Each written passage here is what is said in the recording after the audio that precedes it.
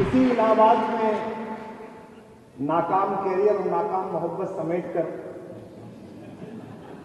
जब मैं उत्तर प्रदेश के दूसरे कोने में पहुंचा तो इसी इलाहाबाद के लिए मैंने कभी यह भी कहा कि ये दिल बर्बाद करके इसमें क्यों आबाद रहते हो, कोई कल कह रहा था तुम इलाहाबाद रहते हो। ये कैसी, कोई कल कह रहा था तुम इलाहाबाद रहते हो, ये कैसी शोहरत ने मुझको अता कर दी मेरे मौला, मैं सब कुछ भूल जाता हूं मगर तुम याद रहते हो।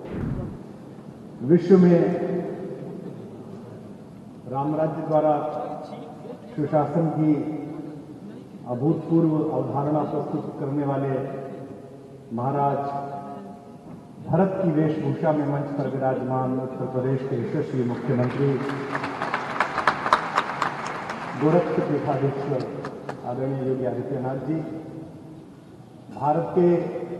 ज्ञान दीपों में से एक प्रमुख इलाहाबाद विश्वविद्यालय के कुलाधिपति श्री चौहान जी, इस परिसर को अपनी मेधा और अपने मातृवत संस्कार से क्रांति से शांतिपूर्ण प्रयोग की तरफ ले आए कुलपति आदरणीय डॉक्टर संगीता जी, मंच पर उत्तर प्रदेश शासन के दोनों मंत्री और मेरे आत्मीय मित्र श्री स्वतंत्र देव जी, भाई नंदी जी और समग्र बैठे हुए इस क्षेत्र के महनीय नागरिकगण और भारत के भविष्य को संकल्पना देने वाले मेरे साथी छात्रगण छात्राएं यहाँ पर बैठे हैं। सबसे पहले तो मैं जिनको सम्मान मिला है और जिन्होंने पदक प्राप्त किया है उन सबको बहुत शुभकामनाएं देता हूं और विशेष रूप से उल्लेखनीय ये था कि 9 सम्मान में से 8 बच्चियां थीं।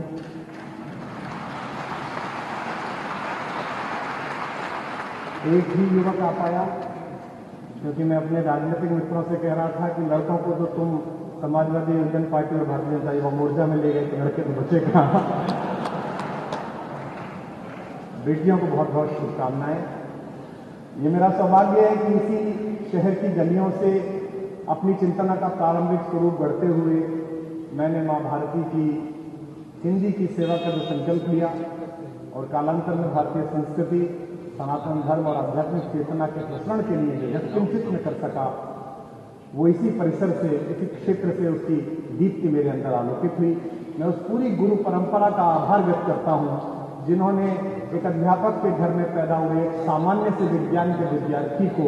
मेधा के प्रति इतना सजग बनाया कि आज इतना महनीय परिसर मुझ जैसे एक सामान्य कवि का सम्मान कर रहा है। इसके लिए मैं उस पूरी गुरु परंपरा का प्रणाम करता हूं। भारत में ज्ञान की परंपरा विश्व जब अपने उदरपूर्ति के साधनों में लगा हुआ तो उससे भी पूर्व की है। जैसे 4 पुरुषार्थ हैं, जैसे 4 दिशाएं हैं, ऐसे ही भारत में 4 विश्वविद्यालयों ने अपनी दीप्ति से प्रसारण प्रारंभ किया, जिसमें से एक लौ इस इलाहाबाद विश्वविद्यालय में, इस प्रयाग में जलाई गई। उस परिसर में आना और सम्मानित होना बहुत गौरव का क्षण है। विशेष रूप से एक ऐसे व्यक्तित्व द्वारा यह सम्मान या उपाधि प्राप्त करना जिन्होंने अपना संकल्प जीवन भारत के लिए, मां भारती के लिए, सनातन धर्म के लिए और युग धर्म के लिए समर्पित किया है। मैं उन आदरणीय मुख्य अतिथि के लिए आभार व्यक्त करता हूं। जब आप सम्मानित होते हैं या आपको कोई उपाधि मिलती है या पुरस्कार मिलता है तो प्रसन्नता के साथ साथ उत्तरदायित्व बोध भी बहुत बढ़ जाता है। जितने भी विद्यार्थी यहाँ बैठे हैं उनको उस पिछली सीट से मंच तक पहुंचने के लिए जो संकल्प, जो साधना और जो समर्पण चाहिए, मैं आशा करता हूं कि आज के दीक्षांत समारोह के बाद वो आपके प्राणों में उतरेगा, वह आपके प्राणों में प्रतिभाषित होगा। हिंदी का विद्यार्थी होने के नाते इस परिसर में टहलते समय इस परिसर के प्रत्येक पेड़ को, इस परिसर की प्रत्येक वीथी को, इमारत के हर एक हिस्से को छूने का और प्रणाम करने का मन करता है, क्योंकि जिनको पढ़कर,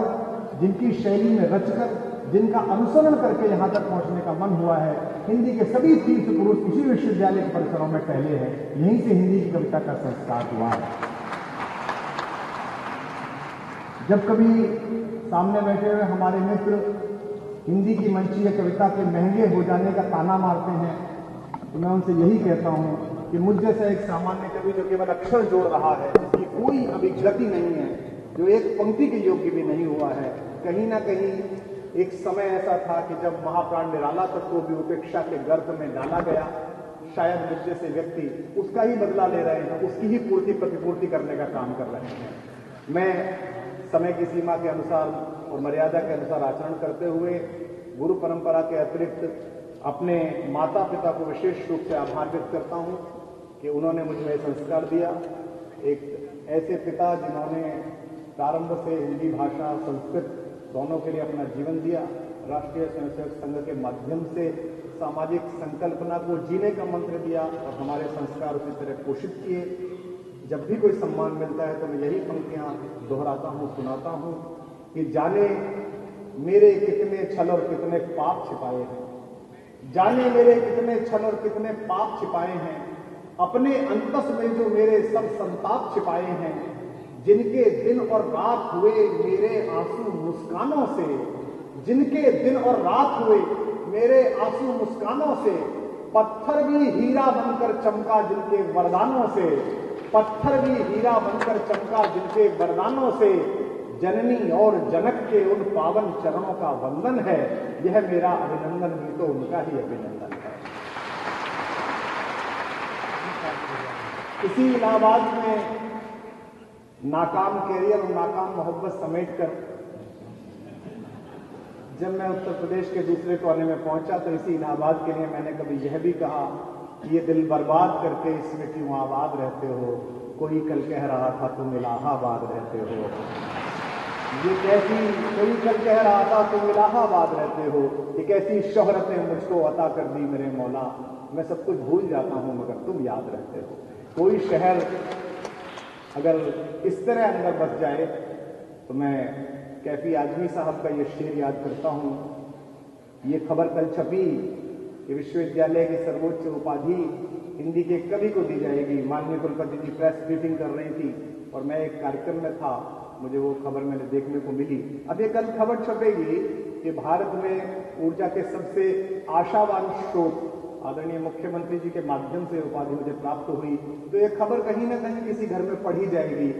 और जिस घर में वो पढ़ी जाएगी उसके लिए मैं यही शेर कहूंगा कि आज फिर टूटेंगी तेरे घर की सारी खिड़कियां, आज फिर टूटेंगी तेरे घर की सारी खिड़कियां, आज फिर देखा गया दीवाना तेरे शहर में। बहुत बहुत आभार, बहुत बहुत धन्यवाद और मैं आशा करता हूं कि इस विश्वविद्यालय का मेरे प्रति अनुराग, एक शिष्यवत स्नेह, कृपा मुझ पर बरसती रहेगी। मंचस्थ आदरणीय लोगों ने जिन्होंने कृपा किया पधारने की, उन सबका स्नेह मेरे पर रहेगा और जिस उत्तरदायित्व बोध के लिए मुझे नामित किया गया है, माँ भगवती, माँ भारती, मेरे राघवेंद्र सरकार, मर्यादा पुरुषोत्तम राम मुझे शक्ति देंगे कि मैं अपने प्राण की अंतिम आह तक भी उसे पूरा करने के लिए संकल्पबद्ध रहूं। आप सबका बहुत बहुत आभार।